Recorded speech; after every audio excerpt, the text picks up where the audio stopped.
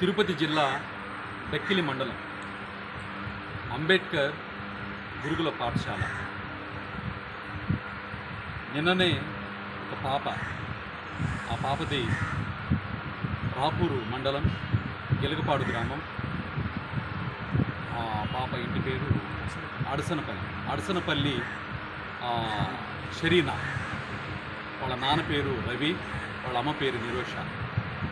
ఆ పాప అయితే 5 రోజులుగా ఆ పాప ఫీవర్తో సఫర్ అవుతూ ఉంటే ఆ పాపను సరిగ్గా పట్టించుకోకుండా, ఆ పాప ట్రీట్మెంట్ ఇప్పించకుండా ఆ పాపని నెగ్లిజెన్సీ చేయడం వల్ల చెన్నై హాస్పిటల్లో ఆ పాపని చనిపోయింది. బాధాకరం.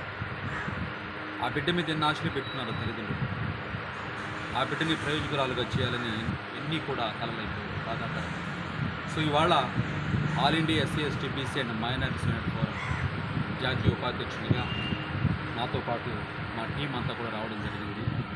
సో దీన్ని తీవ్రంగా ఖండిస్తుంది యూనిట్ ఫోరం. ఎందుకంటే ఆ మహానుభావుడు అంబేద్కర్ దయ వల్ల మా దళిత బహుజనులు కాస్త చదువుకుంటున్నారు. అలాంటిది ఈరోజు ఒక దళిత బిడ్డ నిండు ప్రాణాలు పోగొట్టుకోవడం, మరీ ముఖ్యంగా ఇక్కడ స్టాఫ్ యొక్క నిర్లక్ష్యం సుస్పష్టంగా కనిపిస్తూ ఉంది. స్టాఫ్ సరిగా యాక్షన్ తీసుకోలేదు, కేర్ తీసుకోలేదు. ఇది చాలా బాధాకరం.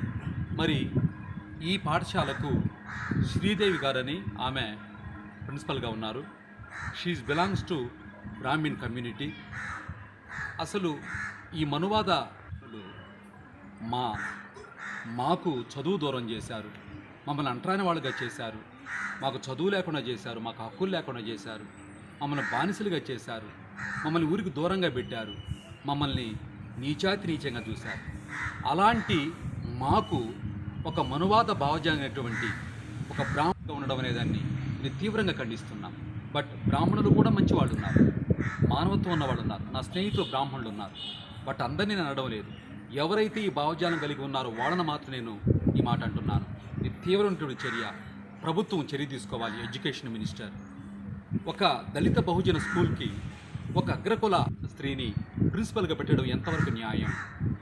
ఇది ఎలా ఉందంటే కోడి పిల్లలకు గద్దను కాపలా పెట్టినట్టుంది. కోడి పిల్ల దొరికితే గద్ద ఎత్తుకెళ్ళిపోతుంది.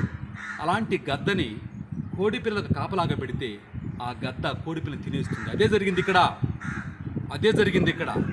మా దళిత బిడ్డను తీసుకురాగలరా? అదే వాళ్ళ బిడ్డకు ఒక్కరోజు జ్వరం వస్తే వెంటనే హాస్పిటల్కి తీసుకెళ్ళి, కార్పొరేట్ హాస్పిటల్కి తీసుకెళ్ళి లక్షలు ఖర్చు పెట్టి స్కాన్లు తీసి ఆ బిడ్డను కాపాడుకుంటారు కదా. మరి మా దళిత బిడ్డ ప్రాణం కాదా? మా దళిత బిడ్డ కాదా? ఆ బిడ్డను చంపేశారు. నేను తీవ్రంగా ఖండిస్తున్నా. ఖచ్చితంగా దీని మీద చర్యలు తీసుకోమని ఎడ్యుకేషన్ మినిస్టర్కి అండ్ సీఎం చంద్రబాబు నాయుడు గారిని కూడా నేను రిక్వెస్ట్ చేసుకుంటున్నాను. మేము ఆ పాప తల్లిదండ్రులకు న్యాయం జరగని పక్షంలో శ్రీదేవి గారిని ఎవరైతే కారకులై ఉన్నారో ఈ ఇన్సిడెంట్కి వాళ్ళందరూ కూడా సస్పెండ్ చేయకపోతే ఖచ్చితంగా మేము తీవ్ర స్థాయిలో ఉద్యమం చేస్తామని హెచ్చరిస్తూ, ఆ బిడ్డ ప్రాణాలు పోయినందుకు బాధపడుతూ శోకిస్తూ ఆ బిడ్డకు మేము నివాళులర్పిస్తూ ఉన్నాం. జై భీమ్.